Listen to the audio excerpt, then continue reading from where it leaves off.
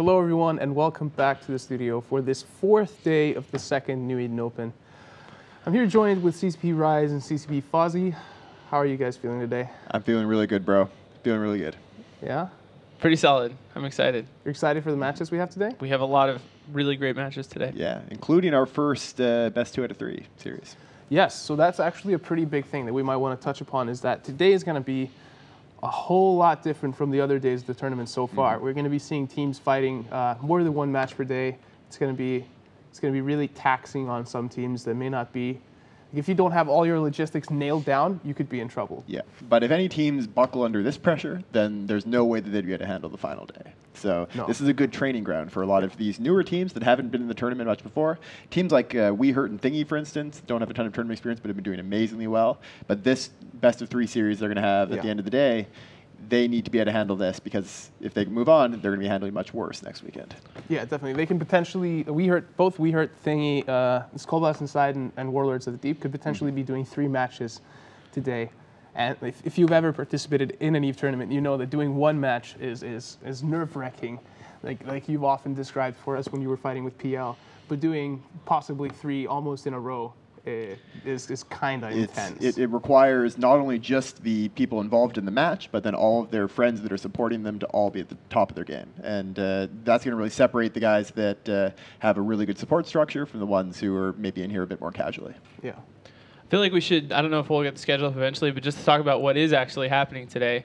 For starting out with the losers side, so people that are facing elimination, and those teams are going to have a set of 4 matches, and then the winners from those matches fight again in the next set. So we have 4 matches, and then whoever won from those 4 plays again right after. And both in the of those following games 4 are up against the wall. You lose. Yeah, exactly. Yeah. And then after that, we go back to the winners bracket where we have 2 best of 3s happening side by side. One between Thingy and Warlords of the Deep, and the other between We Hurt and Skull Blast Inside, which are both obviously awesome. So. Also, we found out the question that we asked earlier was why did Exodus bring Vindicators? No, the question that we asked yesterday, what kolbas is. Kolbas is apparently a sausage. Yeah, it's a Hungarian sausage. Yes. I'll interpret that however you like. Because it's inside. I don't know more. It's weird. We have the schedule up on the screen there. Yeah. So as you can see, those places where it says winner match 45, that is the winner of the match, about as good as a German ski lesson, versus No Boundaries, will then fight Rampage. Yep. And you can see that whole second lineup starting at 1700. Like, all of those teams are actually teams we wouldn't have expected to lose necessarily. I mean, a lot of them are just really good teams. Semicolon Drop Table Users, Dyslexis, We and Rampage, all I think would have been like, getting towards the end of the tournament type favorites, and then ISN's been looking really good as well. So that's tough. And then even before that, there's a lot of good teams in there as well. Have to see who makes it out of those first 4. And then in the second part of the day, after our break, you can see how Skull Blast Inside is taking on We Hurt, and then it's Thingy taking on Warlords of the Deep, and then it just goes on and on like that until we have our 2 winners bracket finalists.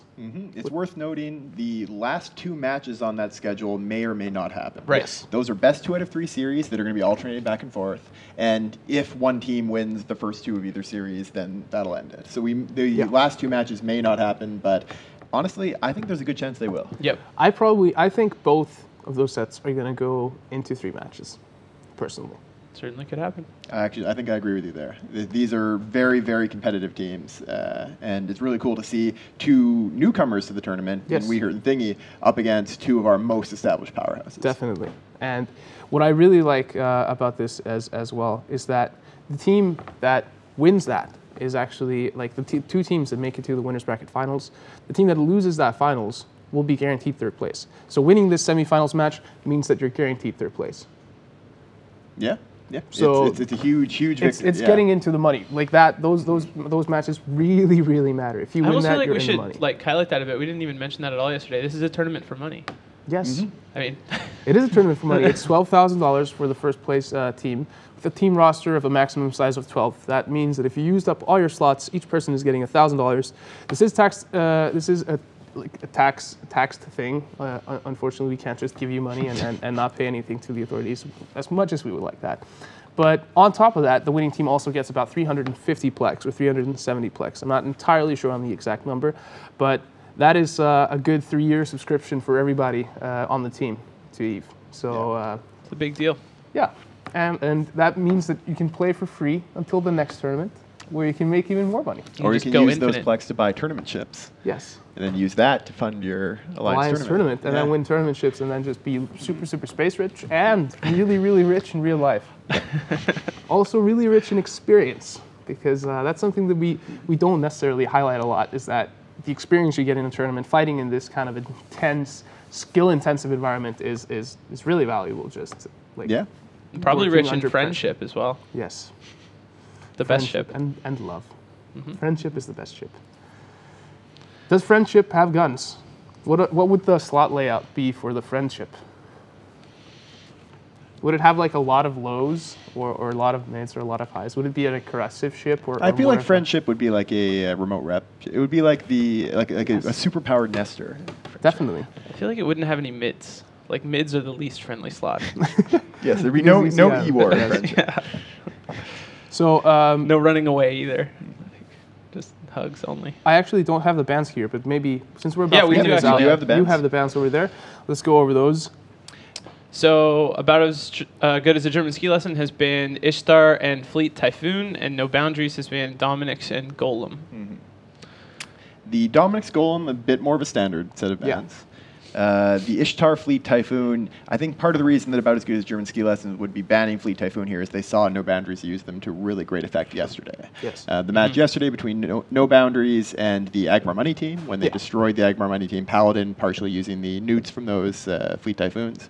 I think German Ski Lesson wants to basically cut one of the strong setups out of No Boundaries roster. That makes a lot of sense. Also, we've just been seeing Fleet Typhoons do really well in the tournament. Yes, we have. They're one of my favorite ships for this tournament. They're really strong, and also both of those, both Ishtar and Typhoon, like you said, they're really strong, both of them. So it's probably kind of safe management or what. But they're also more kitey. Like they're lean a little bit more towards taking advantage of speed and range. So it's possible that German Ski Lesson is going to be looking to move a bit slower, maybe. Yeah. Don't want to get abused by ranged. But definitely. And so, like we've seen pretty solid performances up until this point by both these teams. Both obviously dropping one match, but so far they've been performing pretty solidly. Which team do you like for this match, and kind of why? So like I want to try out going a little bit deeper into why we predict the way we predict. Because we tend to do it just before the match. We just go like, yes, so I'm going to say this team. But we never really give our reasoning behind it. So if you could maybe begin, CZP Rise. I don't know that I want to begin. Yeah, I'm not sure. I think I would go for No Boundaries. I think I don't have a really strong feeling either way in this match. Usually I feel like the strongest or the most important thing after sort of, I feel like teams go through a first stage of just having reasonable setups where you like teams do weird things, and then I usually would vote against them. Like if I see them do setups that just don't make any sense. Yeah. But after that, it's a lot about just how they execute, and that's where I'm not so sure about this. I know No Boundaries showed a lot of good execution in this tournament and in last tournament actually, in taking down some big teams. But yeah, not a strong pull for me either way in this one, so it's hard to say exactly why. Yeah. What do you think? I think this is going to be a very close match, but I definitely favor About as Good as a German Ski Lesson in this. Yeah. Both because I have a lot of respect for them as a tournament team overall. Like I've seen really good things from them in the past, and they've just kind of continued at this tournament. But also, I think they've been a bit less predictable than No Boundaries. No Boundaries has run a bunch of different things, but they have kind of relied very heavily on nuding almost every single time. Yeah.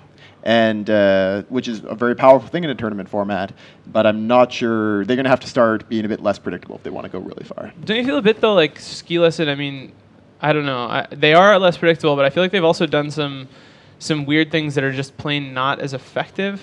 I can't remember specific examples. Did they use rattlesnakes in this tournament? Weren't they the ones that jumped the rattlesnakes across? They had rattlesnakes. Yeah. Where it's like there's obviously some idea and it's creative and cool, but it's also like just not quite as good. It was also a pretty early setup against a team that they thought they were pretty sure they could beat, I think. So yeah. But you're right. Yeah. Fair enough. I think if they bring the rattlesnakes here, that's not going to win it for them. No. They'll need to be bringing something of higher quality than that. Yeah. So I can actually summarize why I vote the way I vote really quickly. I'm just guessing. I'm not the expert you guys are, so I'm just pretty much guessing. But the match is ready, so let's get our predictions in once more so people get it in the format that they're used to. CZP Rise. I'm going to go with No Boundaries.